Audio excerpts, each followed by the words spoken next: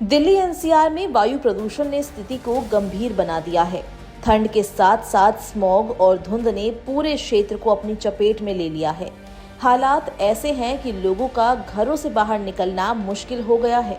हवा की गुणवत्ता बेहद खराब स्तर पर पहुंच गई है, जिसके बाद प्रशासन को सख्त कदम उठाना पड़ा।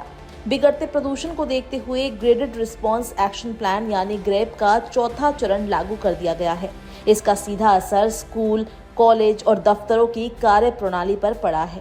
दिल्ली में शिक्षा निदेशालय की ओर से 13 दिसंबर को जारी नोटिफिकेशन के अनुसार सरकारी सहायता प्राप्त और निजी मान्यता प्राप्त स्कूलों को अगली सूचना तक ऑनलाइन और ऑफलाइन दोनों विकल्पों के साथ कक्षाएं संचालित करने के निर्देश दिए गए हैं।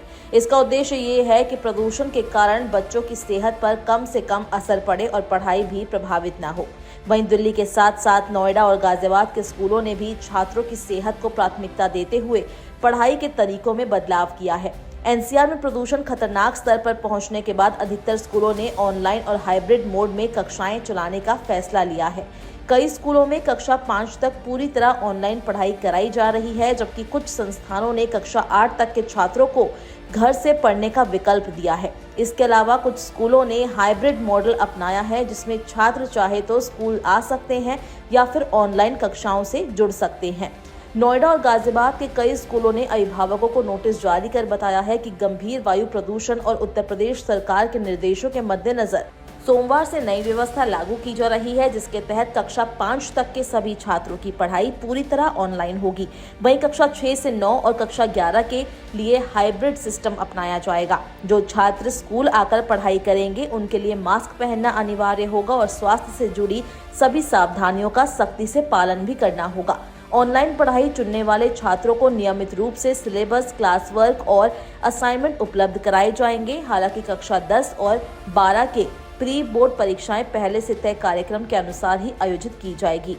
सिर्फ स्कूल ही नहीं बल्कि सरकारी और निजी दफ्तरों की कार्यप्रणाली में भी बदलाव किया गया है।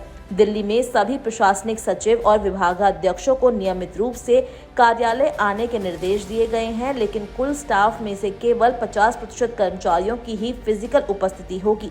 बाकी कर्मचारियों को कार्यालय बुला सकते हैं। निजी कंपनियों और कार्यालयों को भी सलाह दी गई है कि वे जहां तक संभव हो अलग अलग शिफ्ट और टाइमिंग लागू करें।